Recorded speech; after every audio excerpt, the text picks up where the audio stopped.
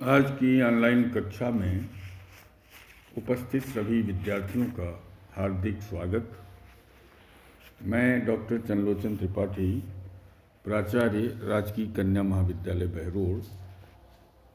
आज हम रीतिकालीन कविता के अत्यंत महत्वपूर्ण कवि महाकवि भूषण के कवित्व की एक महत्वपूर्ण कवित्व की व्याख्या करने की कोशिश करूँगा। जैसा कि आप सबको मालूम है, बीए द्वितीय वर्ष हिंदी साहित्य के पाठ्यक्रम में सम्मिलित भूषण की कविता की व्याख्या का क्रम कई दिनों से जारी है। उस क्रम को आगे बढ़ाते हुए आज सबसे पहले व्याख्या कवित्व का पाठ करना अभिष्ट होगा। देखें, पाठ देखें। ऊंचे घोर मंदिर के अंदर रहनवारी, ऊंचे घोर मंदिर के अंदर रहनवारी, ऊंचे घोर मंदिर के अंदर रहाती हैं। कंद मूल भोग करें, कंद मूल भोग करें, तीन बेर खाती ते वे तीन बेर खाती हैं। भूषण शिथिल अंग, भूषण शिथिल अंग, बिजन डुलाती ते वे बिजन डुलाती हैं। भूषण भनत शिवराज वीर तेरे त्रास, भूषण भनत शिवराज वीर तेरे त्रास, नगन जड़ाती ते वे नगन जड़ाती हैं। कवित्व पाठ के उपरांत अब हम व्याख्या की पद्धति के अनुसार सबसे पहले संदर्भ पर ध्यान दें। इसका संदर्भ कुछ यूँ लिख सकते हैं। रीतिकालीन काव्य परंपरा में अपने समय और समाज के प्रति सर्वाधिक सजग रचनाकार,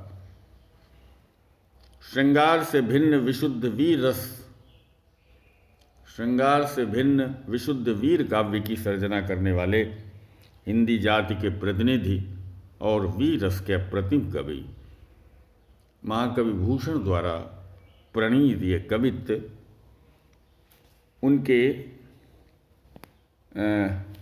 शिवाजी शौर्य नामक शिवाजी बावनी के शिवाजी शौर्य नामक प्रसंग से उद्धृत है। प्रसंगतः इस कवित्व में शिवाजी की वीर शिवाजी की शाहपुत्र वीर शिवाजी की प्रशस्ति करते हुए कवि ने उनके शौर्य का वर्णन किया है और उनके शौर्य के परिणाम स्वरूप शत्रु पक्ष की नारियों की, स्त्रियों की क्या दुर्दशा हो रही है उसका बहुत ही मार्मिक चित्र उभारा गया है। अब हम व्याख्या पर ध्यान दें।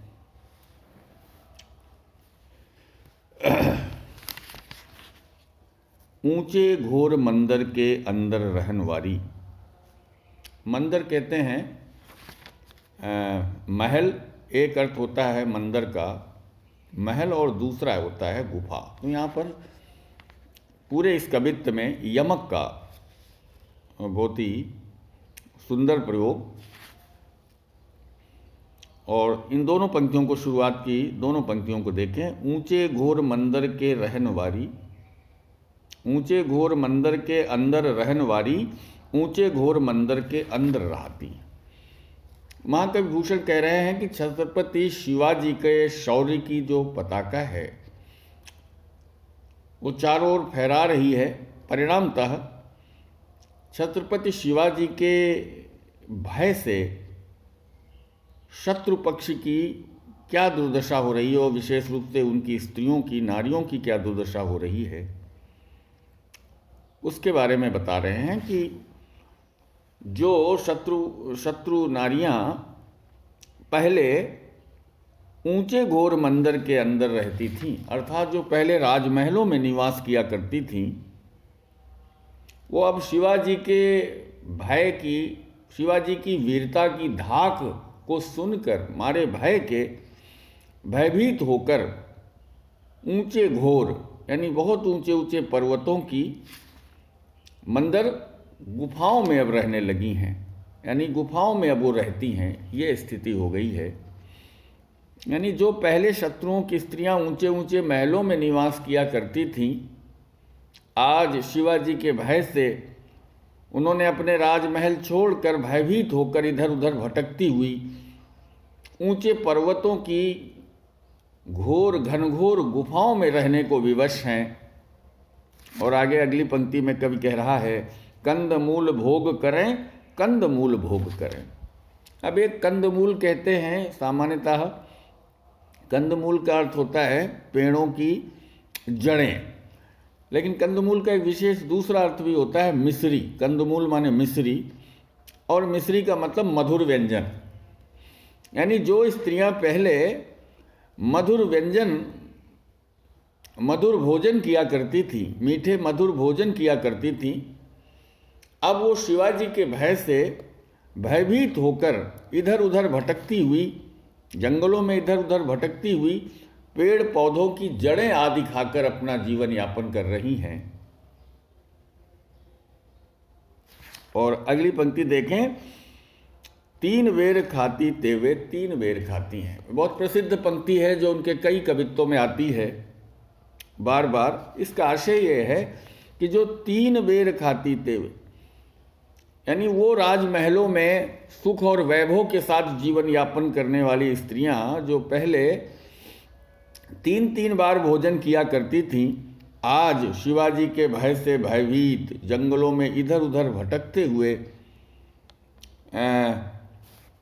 बड़ी मुश्किल से जंगलों की झाड़ियों से चुनकर तीन तीन बेर यानी कुछ बेरों को खाकर अपनी भूख मिटाती हुई, कुछ बेरों को तीन तीन बेर अर्थात कुछ बेर झरबेरी खाकर अपना जीवन यापन कर रही हैं।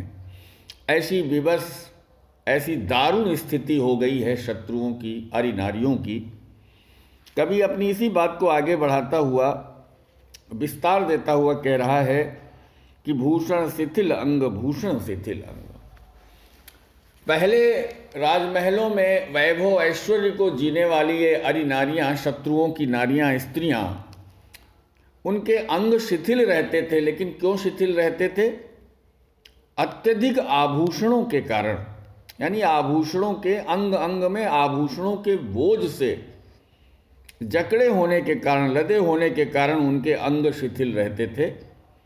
लेकिन आज शाहजी पुत्र वीर शिवाजी के भय के, शिवाजी के कि कहीं आक्रमण न कर दें, इस आतंक के, इस भय के कारण भयभीत जंगलों में भटकती हुई वो शत्रु नारियां आज उनके अंग भूख की पीड़ा से शिथिल हो गए हैं, अर्थात भूखे होकर उनको अपने दिन काटने पड़ रहे हैं। तो उनके शरीर सूख से गए हैं, इसलिए उनके अंग शिथिल से दिखाई दे रहे हैं। कभी आभूषणों के बोझ से अंग शिथिल रहते थे, आज भूख के कारण उनके अंग शिथिल हो गए हैं। आगे कभी अपने इसी वीरता, शिवाजी की वीरता का प्रशस्ति गान करता हुआ और उसका क्या प्रभाव शत्रु नारियों पर पड़ रहा है, कैसे वो दर दर भटकने को मजबूर हो गई हैं, उनकी दारुण दशा का, भयभीत दशा का चित्रण कि बिजन डुलाती तेवे बिजन डुलाती हैं। कभी राजमहलों में रहती हुई इन अरि नारियों, शत्रु नारियों के लिए पंखे डुलाए जाते थे, दूसरों से पंखे डुलवाया करती थी। विजन माने पंखा, और आज विजन का अर्थ होता है एक तो पंखा झलना, दूसरों से पंखे, न जाने कितने नौकर और दासियों से पंखे झलवाया करती थी।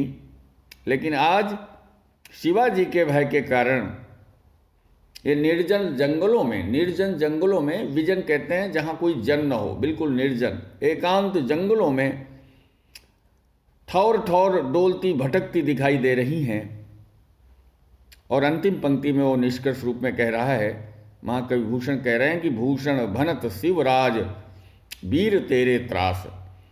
भूषण कहते हैं शिवराज वीर शिवराज की धाक को सुनकर, उनकी वीरता की धाक को सुनकर मारे डर के तेरे त्रास, शिवाजी की वीरता की धाक के डर से कि कहीं वो उनकी सेना आक्रमण न कर दे, तो कह रहे हैं कि नगन जड़ाती ते वे नगन जड़ाती हैं।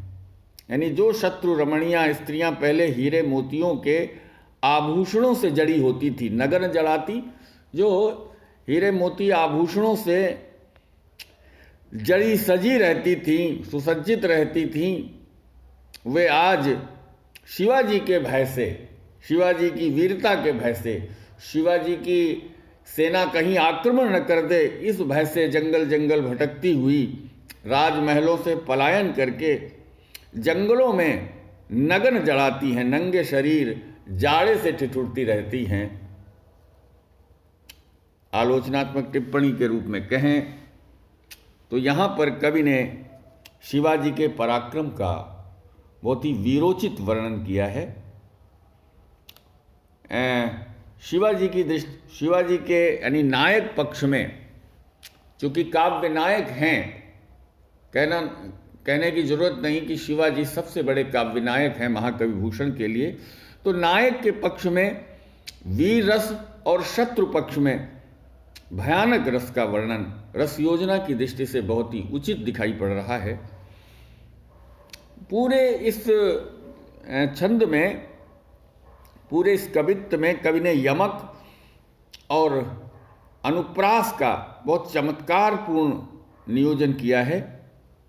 कवित्व की पद योजना, गेयता एवं प्रभावोत्पादकता शब्द चित्र के माध्यम से प्रशंसनीय बन पड़ी है।